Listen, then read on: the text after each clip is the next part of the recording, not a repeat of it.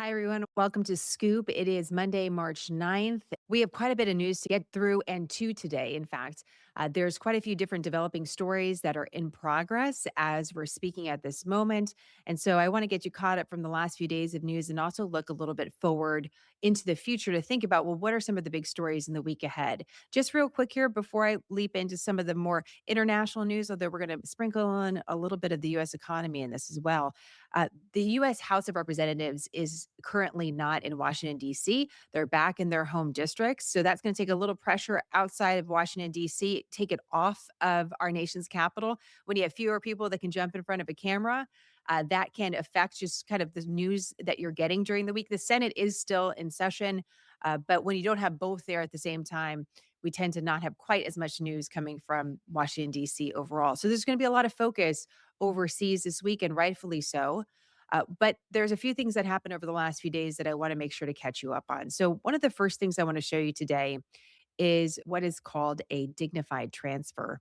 So, a dignified transfer is what took place over the weekend, where the president, along with the White House leadership, greeted those returning back to U.S. soil from overseas.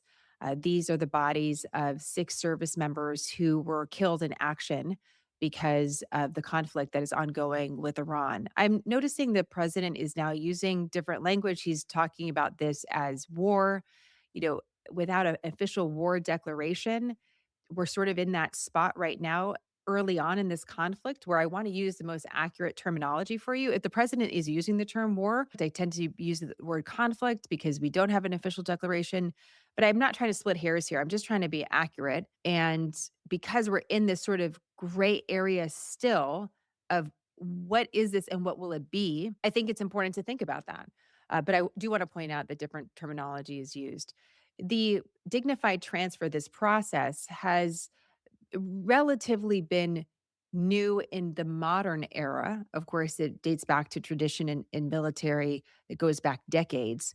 But I was doing a little research on this whole process this weekend, and it might be interesting for you to know that until 2009, there was no media allowed for dignified transfers.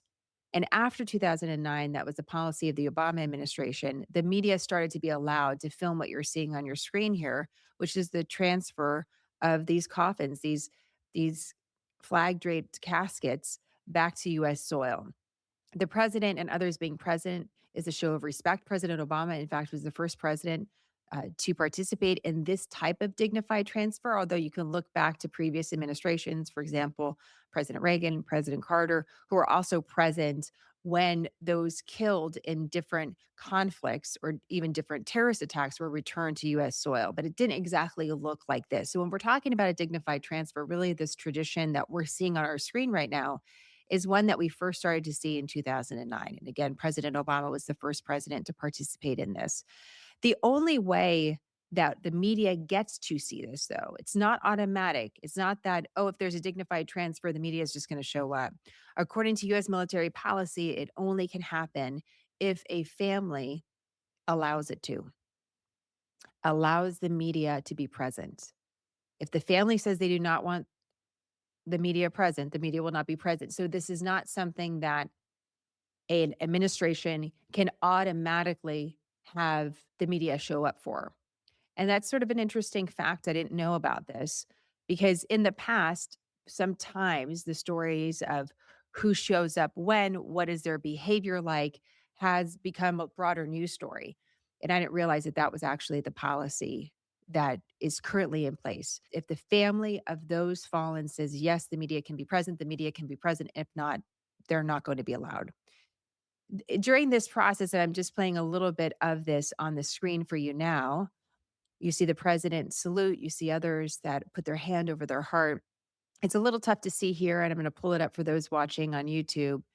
You see Steve Woodcock standing behind the first lady, and he's someone in the highlights that we've seen because there's different kind of cuts of this, edits of this that have been on social media throughout the weekend. The whole broadcast, if you will, or recording of the dignified transfer is just under 30 minutes, but we've seen bits and pieces of it. My attention was drawn not only to the president of the United States, the vice president that was a president as well, Secretary Hegseth, but also Steve Witkoff. And you can't really see it from this angle, but if you want to take a look later, I'll make sure to put the link to this in the show notes as well, because it was a moment that caught my attention. Steve Witkoff is the leading envoy of negotiations for all sorts of different conflicts around the world on behalf of the president. He's spoken with Russian President Vladimir Putin. He has been part of the negotiations with Hamas and Israel. So he has really been a part of a lot of the big news stories as of this latest iteration of the administration. But he may be a new figure to many of us because he doesn't have a long career in politics. He's someone that had a personal relationship with the president. Steve Witkoff, during what I was seeing of this footage, was having a hard time containing his emotions. And you can kind of see him in the background. He's having a hard time standing still. He's having a hard time with his lips quivering. He's having a very emotional response. And you may not know that Steve Woodcock lost his son to addiction, to an overdose many years ago, but something that he's talked about quite frequently. So he knows the pain of a loss of a child. And I couldn't help but think about that because of the families present and the loss of a child, a loss of a husband or a wife, of a father. And for those that have experienced loss in any way that is so close to their hearts, what a different experience it is for them to be present in this sort of capacity. In any other situation, Steve Witkoff would not be present for a dignified transfer. As a member of the administration, he was present. So I thought that was kind of an interesting moment to point out to you because often in news, we sort of rush past these moments. Oh, here's the footage of the dignified transfer. Here's what's happening. But we don't have a moment to really take it in and think about what this loss means and why this really matters and why the loss of American lives is an important part of this story. There was a conflict between the White House, the Pentagon, and CNN in a question that was asked last week during a press conference that I'm going to revisit at the end of our show today. I want to get to the news, but this was a moment of tension that I thought was important to point out to you. We're going to do a little bit of a media critique of this moment because there's a lot to learn on all sides. And as I was watching this, I thought this is really important for our audience to pay attention to, not just how adversarial this exchange is, but also to think about the language that is being used both by the press and the president's team and how that's impacting this story. So we're going to get to that. All right. First off, though, let's talk a little bit about a report that came through on Friday that did not get a lot of attention that I think is always important to pay attention to, and that's the jobs report. So once a month, we get a jobs report. It's looking backwards on the data. What's going on with the US economy, specifically the labor market. We're going to get a refreshed unemployment rate. We're going to get an indication as to how many jobs were added or lost. Typically, a rule of thumb is that you would like to see in a healthy economy, an expanding economy, 200,000 plus jobs that are created just to keep up with population growth, just because we got more people entering into the labor force. What you should know about February, so we got in March, we're going to get February's report, is we had job loss of more than 90,000 jobs.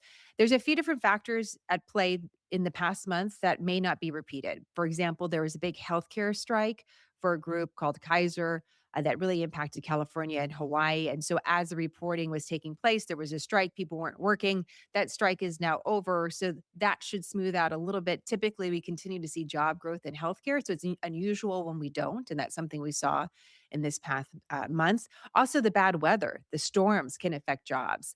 And so, that's something that we also saw in February. But I'm showing you a chart on your screen here because I want you to see just the last, let's just take 5 or 6 months and what we're seeing in the aftermath of the pandemic. So I'm looking at a graph that goes back to 2022.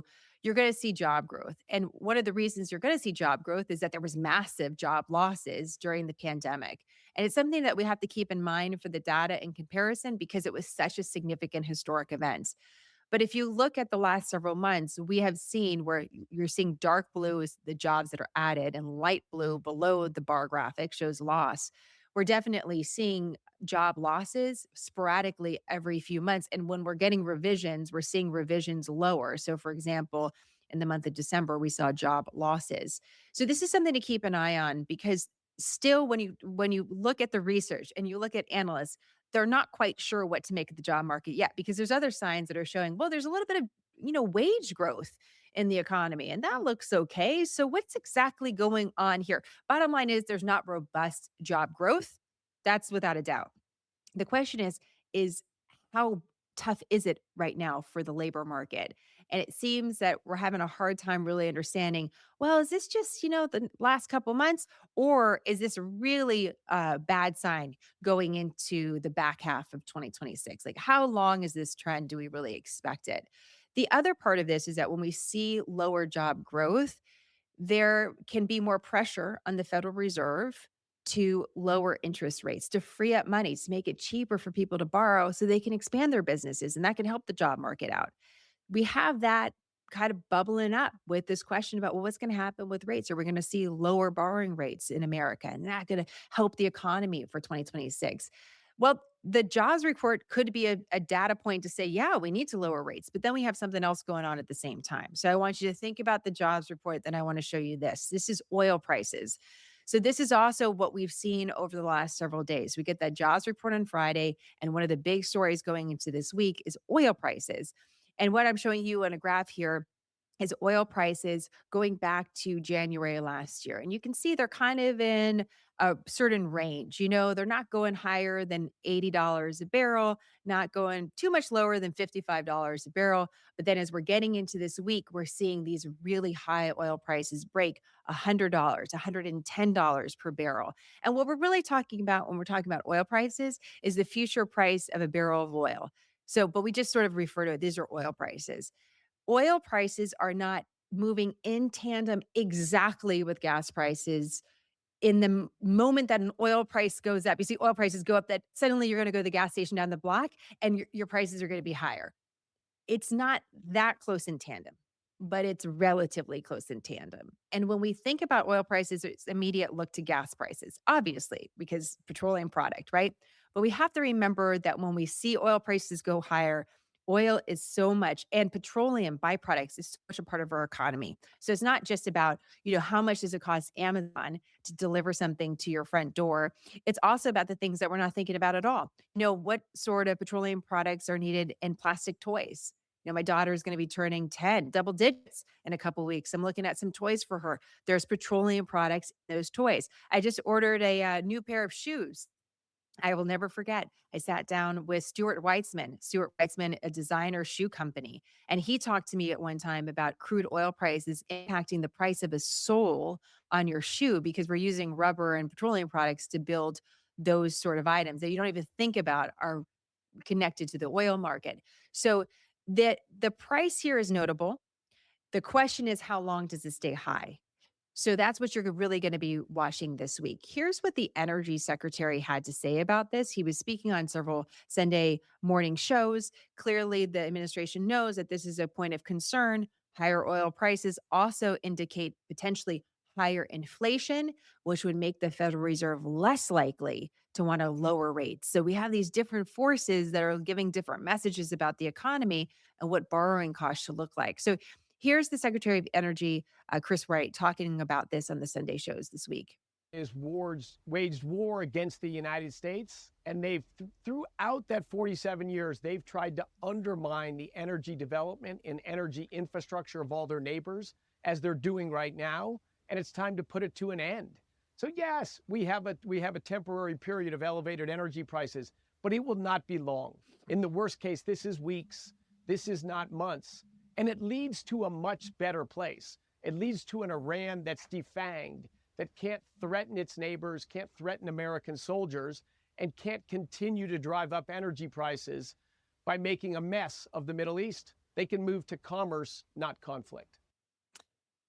That term defang is really interesting. As I heard him say that, I said, oh, that's an interesting phrase, defang the Iranian regime. So you're going to take the oil markets kind of out of their arsenal of being able to support their terrorist policies around the world. Okay, defang. But then I thought, well, wait a minute. You can defang a snake, but that doesn't mean that you have gotten rid of the snake.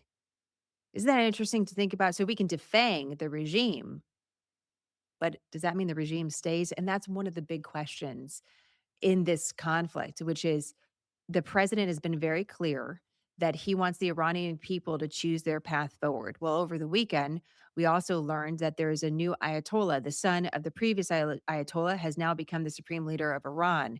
So just pay attention to that wording. I don't know if he intended it that way to be some sort of statement about the regime, but I thought, well, that's really interesting imagery, defang the snake, but that doesn't mean you chop off the snake's head. And what is really the purpose here and what's really going on? Are we going to be satisfied? Is winning look like leaving the current Iranian regime, which has been referred to as a terrorist state, in place? So just something to think about there. The temporary nature of what he's described of oil prices could actually be absolutely a reality. We have seen oil prices go up dramatically and then come down dramatically as well. So oil prices can move. It's very, very volatile. It's why we kind of think about we can take out food and energy prices when we look at certain inflation data because they can be all over the place. So that is a reality. It is also true that we're moving into the summer months and there's a change that happens in refineries when we are moving into the spring and summer season where we're changing the way that we're refining oil specifically for gasoline and other uses to try to lessen emissions. That process is a little bit more expensive. And so there are some pricing pressures that are part of this time of year anyways that are now compounded by what's going on in the Middle East. And let's talk a little bit about what's happening there. Like, why are we seeing such disruption in the oil markets? Well, we've seen Iran attack a variety of different Middle Eastern countries that have large oil producing sectors, whether we're talking about Kuwait or Saudi Arabia. But I'm going to go back to something we talked about last week, which is the Strait of Hormuz, which is a really important waterway that leads into the Persian Gulf, where you have a lot of different cargo ships pass through and a lot of oil comes out of this particular part of the world. Uh, when I'm looking at anything related to shipping, I really love learning from Sal Mercogliano, and he has a very popular YouTube channel that I'm going to pull up for you. I just pulled a little bit from it. It's what's going on with shipping. He's an expert on what's going on with shipping, and he's going to describe here and give you kind of more context for what does traffic look like in this particular part of the world. Why, when people say things are stuck or stopped, it really matters, and what is also going on beyond just rockets firing in every direction that is causing shipping to be so impacted. So let's take a listen to Sal here. He starts on a map and then you're going to see him. You see somewhere in the range of 120 ships a day go through. On March 3rd, for example, we saw a grand total of one ship go through. So we're definitely seeing. Let's just rewind that for a sec. I want to hear it again. When he's talking about go through, he's talking about the Strait of Hormuz. This is that very narrow waterway that leads to the Persian Gulf. Listen to this statistic again. Typically, you see somewhere in the range of 120 ships a day go through. On March 3rd, for example, we saw a grand total of one ship go through. So we're definitely seeing a drop. And the question is, why did that happen? It's not because the Iranians have closed the strait. Yes, they have said they closed the straits. They haven't closed the straits. Closing means the door is shut and ships can't go through. Ships decided not to go through. And the reason the ships decided not to go through is a very complicated one. I'm going to boil it down for you in as easy as I can. It's insurance. When you sail into a dangerous area, you have to get what's called additional protection or war risk insurance. The ships were paying war risk insurance. They were paying anywhere from 0.15 to 0.25 the value of the ship. Now, as of Monday, with a meeting done by the Joint War Committee, this is a group of insurers that come together, they have raised that rate to 1% to 3%. The reason they stopped sailing through is because there was not enough money in the insurance pool to pay out should there be catastrophic number of attacks in the Strait of Hormuz. So the insurance companies and their insurers, what are called reinsurers, sent out notice, we're canceling your policies. The insurers are the ship owners. And so the ship owners are the insurance companies, and they all realized if we sail through, we're just costing ourselves money. So they locked their ships in place. And what they did is they got new rates, anywhere from 1% to 3%. And since Monday, I have been talking to brokers throughout the world, and they are issuing new contracts. New war risk insurance is going out. What we're waiting for now is for the ships to pull the trigger and the owners to pull the trigger and begin sailing. So the risk is too high. I mean, that's essentially what Sal's saying. There's this whole insurance market that many of us are probably not aware of, but if you drive a car, you know about auto insurance. It's very similar to these massive ships. It's just that these ships are carrying s- so much money worth of goods. And it's not just, it's not just petroleum. There's natural gas. There's all sorts of things that these ships are moving around the world at any given time. So imagine the insurance policies that they have to cover just in case there's a storm. What happens if you break down in the middle of the ocean? You need insurance. So this is a known entity, meaning that there is a conflict happening, and the insurance industry that's related to shipping is kind of like, well, how do we figure this out? And can we make it affordable so that we could take the risk and send a ship through and hope for the best that it doesn't get attacked? Like, you could think about how difficult it is to make that decision without even knowing some of the particulars. So that's a really big part of this. And it's something just to remember if you hear like the ships are all stopped at the Strait of Hormuz, it's because of the conflict. Yes, it's because of the conflict. But it's also worth pointing out that there has been rising tension around this part of the world for decades. And at times, the ships have chosen to continue to sail. In this particular situation, the choice has been not to do that. Now, perhaps with different insurance coverage, that could happen, but we'll see. We'll see. And that's where things stand right now. So that is impacting oil prices. In general, what the Secretary Wright, again, the energy secretary says is that the world in general has oil. It's not that there is a sudden loss of oil supplies in the market, which would make the price go way up. It's concern about the prolonged nature of this and if that could actually start happening. So we'll see. We're on this very uncertain period. So be prepared for oil prices to just jump all over the place. It is important to kind of keep that point in mind. Okay, $100 barrel of oil. If that's really the mark that people are watching for. It's a very emotional number. You get above 100. Oh, we haven't seen that in a long time, a couple years actually. All right. If it starts really messing around with 120, that's going to be another kind of emotional level where we're in a period of really high oil prices. And the question is how long it actually stays. Let's take a look at what CENTCOM is actually saying about the war. And this leads us to something that is one of the big stories, which is we're still in this period where we're wondering what is actually happening. We're getting some reports from Central Command, and Central Command is the part of the military that's overseeing what's happening with this particular conflict. So I'm going to read a little bit from their release just yesterday because this was specifically geared to the Iranian people. So U.S. forces issue safety warning to civilians in Iran. This is March 8th, 2026, 24 hours ago. U.S. Central Command is issuing a safety warning to civilians in Iran as Iran's terrorist regime blatantly disregards the safety of innocent people.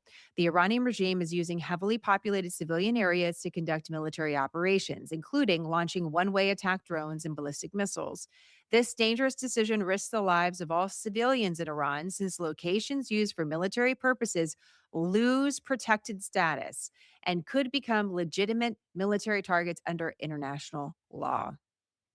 It goes on to say, I'm just going to quote here from Admiral Brad Cooper. He's the commander of CENTCOM. Iran's terrorist regime is blatantly disregarding civilian lives by attacking Gulf partners while compromising the safety of their own people.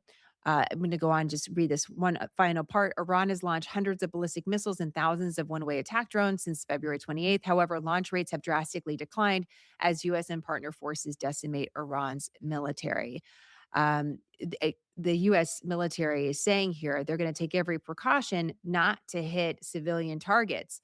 But if these civilian areas are being used to launch at the United States and our forces or our partners, it becomes a place to target. And so you can see that Central Command is trying to make this more clear, and perhaps we're getting some insight into not maybe a change in strategy, but something that is going on inside Iran. What's happening inside Iran is still very much dark to most of the world. Again, we don't have these independent, free journalists wandering around the country or asking the supreme leader and his team what the goal is. All we're really looking at, or all we really have access to from the outside, is an X feed, for example, from the supreme leader. Let me show you this. This is actually, you could follow the Ayatollah on X. This has been very valuable to me, by the way, as a journalist, because otherwise, how am I going to get any sort of quotes? And even if it's just something that they're putting out as part of their propaganda, it's important to know what they're saying. So what we're seeing here is an image of the Ayatollah, the father of now the new supreme leader, passing the flag in a mirror to his son, one of his sons. And that son is now the supreme leader of the Islamic Republic of Iran, only its third leader, by the way, in the last several decades that it's been in operation. There's been a lot of talk about this individual. We can do a little bit deeper dive as we get into some more news about him. He apparently served in the Iranian military, has close connections with the Iranian Revolutionary Guard Corps, which in and of itself is deemed a foreign terrorist organization. He's been described as a hardliner, which in general, the regime is described as taking a hardline stance when it comes to ruling the country with a certain worldview that they tie to Islam that is very strict on all sorts of parts of individuals' life. So to say he's a hardliner is consistent with the previous leadership. And so that, if anything, is the news that there's no change in leadership philosophy or stance. This is a continuation of the regime and something to be aware of. So the government and leadership in Iran is continuing. The attacks may have slowed down from Iran, but they're also continuing. And one of the questions that is now coming up more for the president and also for the Pentagon is, well, how do you win? What does winning really look like? How do you say there's been victory? And if we keep on hearing, well, this will take a couple weeks, well, then how do we know exactly? One of the news items that we received just in the last several hours is the death of an additional service member, a seventh service member, now a young man from the state of Kentucky, who's just been identified. He was killed in Saudi Arabia, so not in Kuwait, not in a different situation than our previous service members. And so we're continuing to watch this, right? These are this, although the president described it as, and I'm paraphrasing here, the cost of war, it still is very important to the American people. Another story that's been important to the press and really the global audience is an attack that took place in the first 24 hours of this war. And because I covered it at the time, I want to give you this update. The president was asked about this as he was traveling this weekend, and here's what he had to say. Did the United States bomb a girls' elementary school in southern Iran on the first day of the war and kill 175 people? Based on what I've seen, that was done by Iran. Is that true, Mr. Hegseth? It was Iran who did that? We're certainly investigating. Still investigating. But the only side that targets civilians is Iran. We think it was done. We think it was done by Iran because they're very inaccurate, as you know, with their munitions. They have no accuracy whatsoever. It was done by Iran. Okay, that's what the president had to say. I want to share with you what is a new report coming from the New York Times. And as I was just about to get ready for this recording, I saw that there was some reporting elsewhere on this as well. This is the report that I saw that was a very compelling report that just came out just recently from the New York Times. And the headline reads, U.S. Tomahawk hit naval base beside Iranian school. Video shows the evidence contradicts President Trump's claim that Iran was responsible for a strike at the school that killed 175 people, most of them children. There's a part of this that I want to show to you, though, as we go into this report. Here's the first line. A newly released video adds to the evidence that an American missile likely hit an Iranian elementary school where 175 people, many of them children, were reported killed. The video uploaded on Sunday by Iran's semi-official Mirror news agency and verified by the New York Times shows a Tomahawk cruise missile striking a naval base close to the school in the town of Minyab on February 28th. The U.S. military is the only force involved in the conflict that uses Tomahawk missiles. Just a clarification on that. The U.S. is not the only one that has Tomahawk missiles, but it's the only one in this conflict that has it. So that's where the New York Times did a deep dive. And what I'm also showing you on your screen here is a map that the New York Times, or an image that the New York Times is trying to detail. And this shows us a satellite image of the base. So this is the Iranian Revolutionary Guard Corps This is a group of military buildings, and you can see where it's situated on this particular plot of land. It looks like it's surrounded by homes in an orderly fashion. So you kind of see a neighborhood around it. But in this particular area, you see where this compound of military buildings is. At the very top right hand corner of this area, you see the elementary school. And so this is worth pointing out a couple things. Number one, the New York Times says that a Tomahawk missile hit this compound. And although it did not say that there was a direct hit on the elementary school, it's raising that question about whether or not the elementary school was also targeted in this attack, where there was a lot going on. And although one video in the area captured a Tomahawk missile, is there, and their analysis could show that another missile hit it at about the same time in the area of the elementary school. So they don't have precise confirmation of a missile striking the elementary school, but they're raising this question because of video and other images that they have, and they're cross-referencing it with a variety of different sources. So that's news. That's something that we haven't heard before. Uh, at the same time, the New York Times continues to use the term such as likely hit an elementary school because we don't have confirmation. And they also say there's no independent journalists in the area. No one's been able to look at the different rubble from these buildings to know exactly what happened when. And so there's still some a lack of confirmation for a certain set of facts. So the New York Times both has this very compelling story and also which raises some questions, which by the way, the Pentagon and the president are definitely going to get asked about this week. And also, it doesn't have exactly the moment that the elementary school was struck. So I just want to make sure to flag that for you. What I actually think is important about this image and a part of understanding the battle that is currently taking place is the fact that the elementary school is, in fact, within this compound where there's military buildings. It's either right in by this fence that is only separating the building by a small amount of distance, or it's in this, it almost looks like kind of a block of the neighborhood. It's very, very close, is the bottom line. So that also raises the question about whether or not, if a missile hit the military compound, if the sheer force of it also caused the collapse of this elementary school building. That's one of the questions I would have is, can the force of those missiles hitting nearby cause the collapse of all these other buildings that are also in the area? This, though, raises the point that Central Command is also pointing out at this time, which is the close proximity of daily life to military areas and maybe military positions. And this is something that we've seen before with terrorist groups that are funded and sponsored by Iran. The most recent example that we can point to is in Gaza. So in Gaza, Hamas, the terrorist group that has uh, ruled Gaza for many years, attacked Israel, as we know, in this vicious terrorist attack, and which ignited the war between these two different entities, Israel and Hamas as the terrorist group in Gaza. One of the stories over the years that's been covered quite extensively is that Hamas would use school buildings to launch rockets at Israel.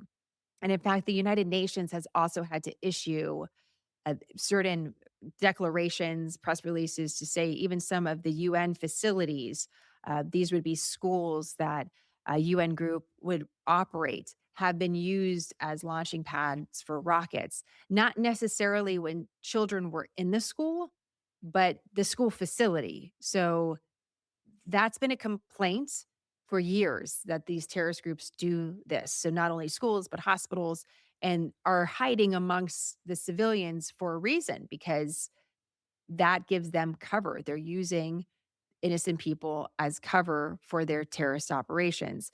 When we were thinking about attacks from Hamas on Israel, these attacks could happen sporadically. So, for example, before there was a terrorist attack, you could see, okay, there was a dozen rockets fired from a particular location, but that's all that happened. And then Israel could try to retaliate. But if it's in a densely populated civilian area, then Israel is hitting a densely populated civilian area that they don't want to hit. And then also has to deal with the fallout of that, which is being accused of targeting civilians in a conflict. So I think that's important to recognize. That's not justification if indeed a United States missile hit a school that was operating at the time, leading to the death of children. When I'm presenting information, I'm not doing it to try to validate the decisions that are made. But I also think that context is an important part of this story. So when I see that alert from Central Command, it makes me think of, oh, wait a minute, these terrorist groups that are hand in hand with Iran have used civilian areas for years. And so it's not new news to say, well, the same Iranian regime could be infiltrating amongst the civilian population on purpose so that any retaliation leads to more civilian deaths. That's more difficult for the United States to try to argue to the global audience that this is necessary, and also harder to argue to the American people that this is an important war if we continue to see innocent children being hurt because of it. So just having an awareness of that background, I think, is important. How it applies here, it's undetermined at this time. I think it's both important that the New York Times has this report out that's quite extensive, quite compelling, and also there continues to be questions that are not answered. As you heard from the president, they continue this investigation. When we hear from that, some sort of conclusion, we don't have a date. So just wanted to make sure to get you an update on that story. Let's just move very quickly here to one more story I wanted to get to today. And this is something that happened last week as I was listening to press briefings. And I thought it was a really important media story to sort of pull out for you, because we see these sort of interactions on a regular basis. And ultimately, this is going to impact the stories that the media is telling to the American people and reporting to the American people, and how the American people are feeling about current events. This relationship is very important. And so listening to press briefings is very key, because you see and hear questions that are unexpected. You may get information that you didn't know about confirmed from someone on the record from the White House. And so press briefings are key for the American public to have their representatives, whether it is an administration representative or the media, a journalist, to ask the question that they may have. Before I launch into this part, though, let's just remind ourselves of one thing. The people that you're going to see on your screen here all work for you. So the free press works for the American people. You don't pay them, but they work for you. They're here to serve you. That is what journalism is about. And when you see members of the administration, whether it is the Secretary of War or the press secretary, in fact, the U.S. taxpayer does pay their salary. So even when you see the President of the United States, it's important to remember he actually works for you. Let's just put that on the same level here for a moment, okay? So it was last Wednesday. There was an early morning briefing from the Pentagon. I listened to this briefing actually twice. And then later, suddenly we were going to get a press briefing from the White House. Sometimes you get these things on the same day, sometimes you don't. Sometimes it's hard to know.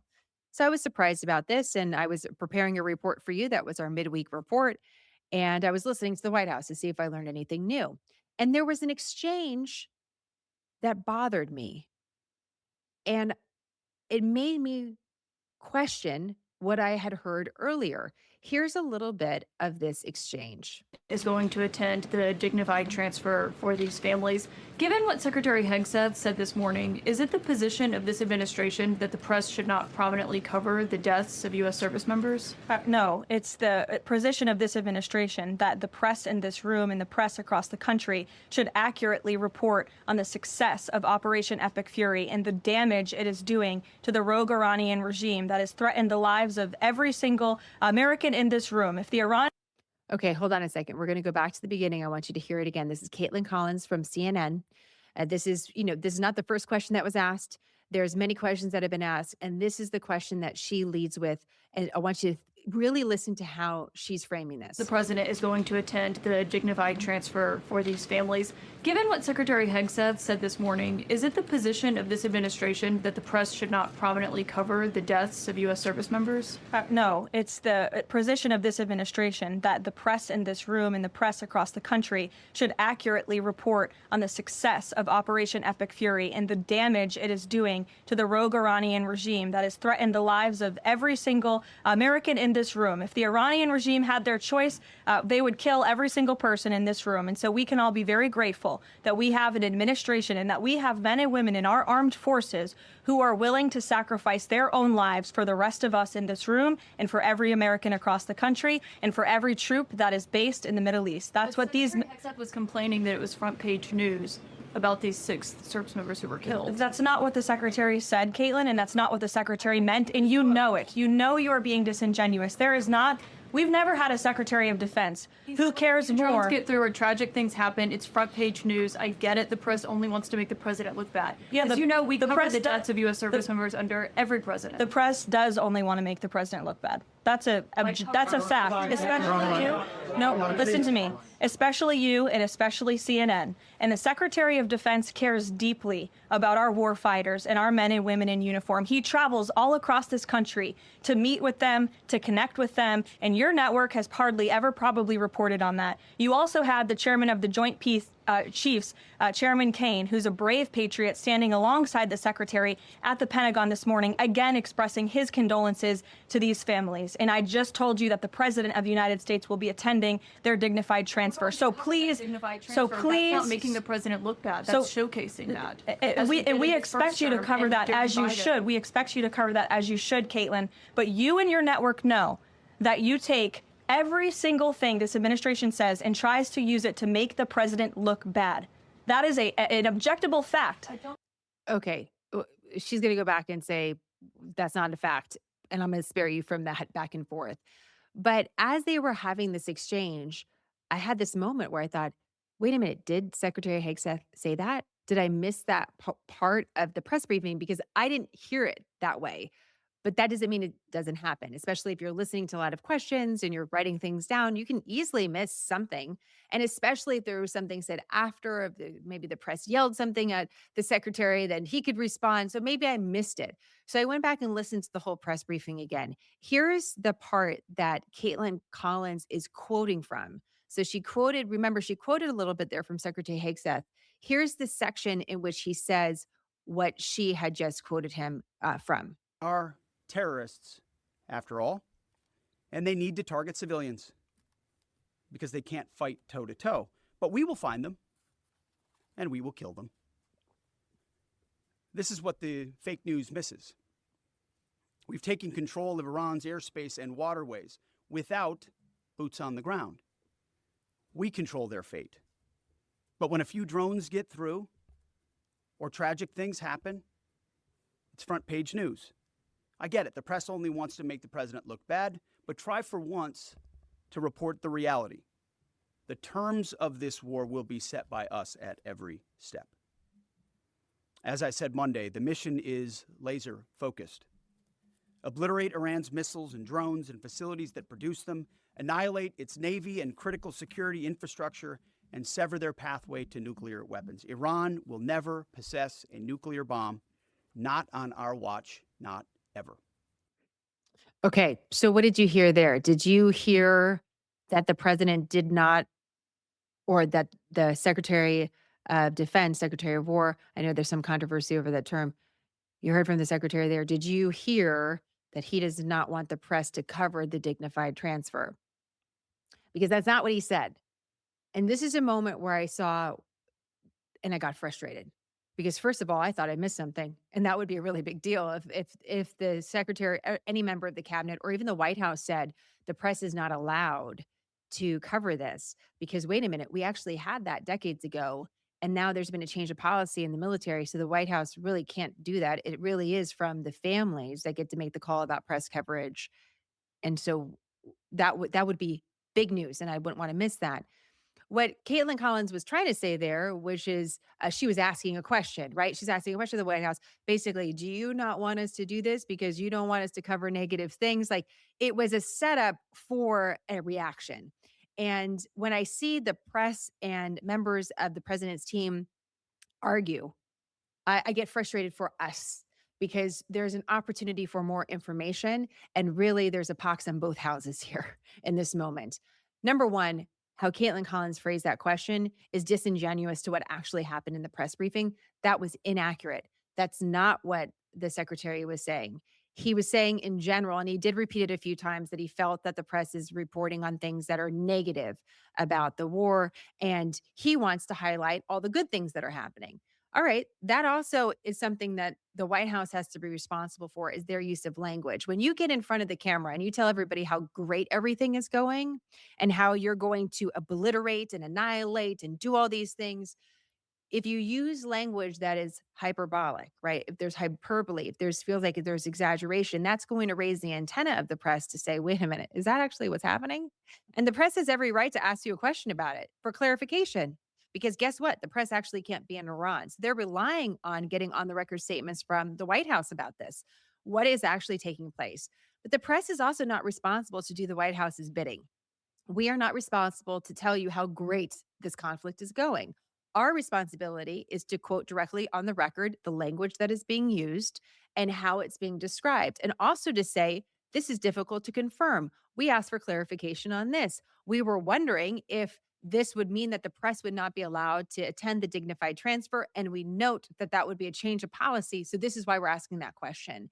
But you see, none of that took place. And look at this. We also, the military at the time, surely knew of a gravely injured soldier that was going to likely be the seventh casualty of this conflict.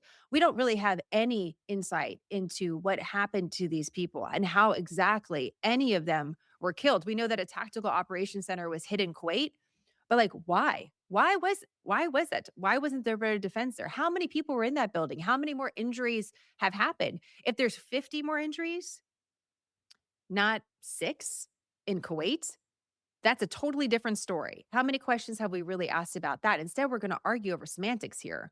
And again, there's critique to go around on both sides. If you are in a position of power, no matter if you're a CEO or you're a parent, as we all realize, if you use language that feels like it's an exaggeration, even if you don't think it is, expect questions.